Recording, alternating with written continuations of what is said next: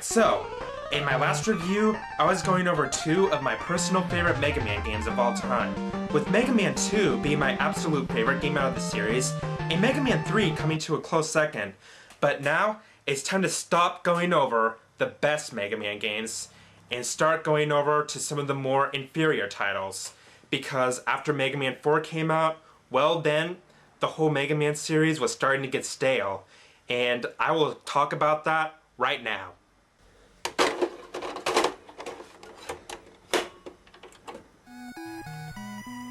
So the game starts out with an opening that tells you about the origins of rock and roll.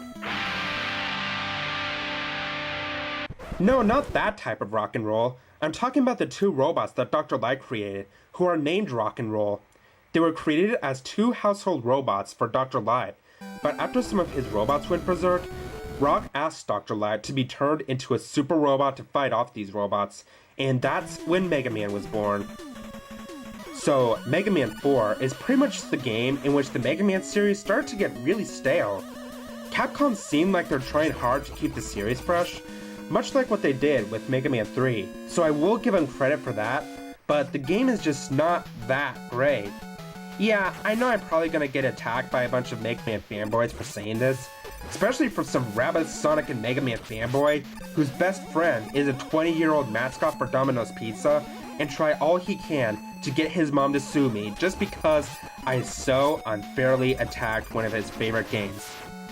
But actually, to be fair, I'm not saying that the game is bad. It just doesn't have the same old magic that the first three Mega Man games did. The gameplay is the same for the most part, but one thing that they did add that's pretty cool is that they actually gave Mega Man the feature to charge his Mega Buster. Now I enjoy using that feature a lot, and something I use fairly often. It's especially good to take an enemy out with one blast. Also, after you defeat each Robot Master, then you get this really cool sequence when Mega Man gets his weapon.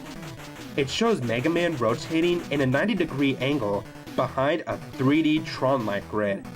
For a game on the NES, I gotta say, that's freaking amazing. Now, for some of the main problems about the game. Well, the first real problem that I gotta comment on is that they seem to be running out of ideas for Robot Masters. They've been coming up with the stupidest names, such as Pharaoh Man? Toad Man? Oh, come on, can they really be that desperate? But the main problem with this game is that the levels are just so average. Like I said, they're not bad, but most of the level designs are all just the same. Some of them look similar to those used in other Mega Man games, such as Dive Man Stage, for example. Just looking at it kinda reminds me of Bubble Man Stage from Mega Man 2. Also, the main villain that you fight isn't even Dr. Wily. It turns out to be a Russian scientist named Dr. Cossack.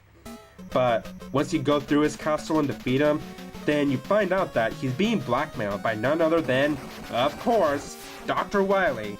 And that's when you go through Dr. Wily's castle.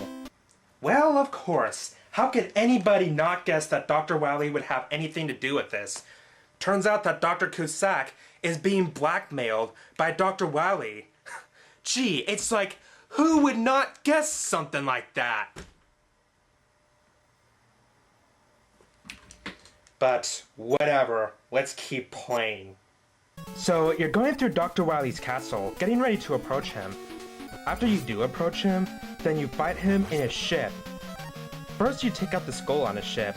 Sounds easy enough, but after you take that down, then that's where it gets tricky.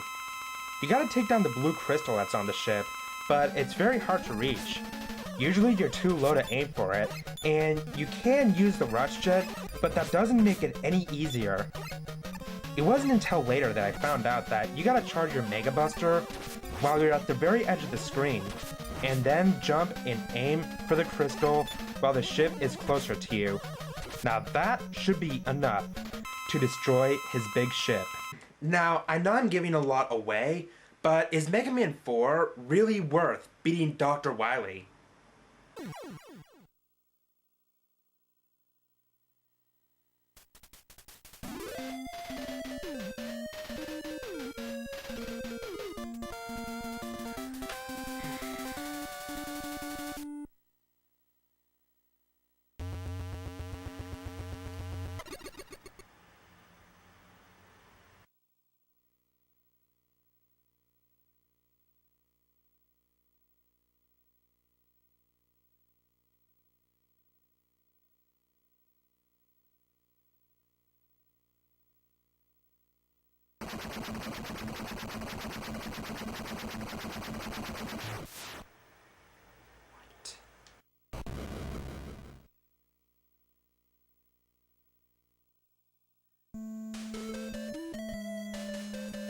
Wait a minute.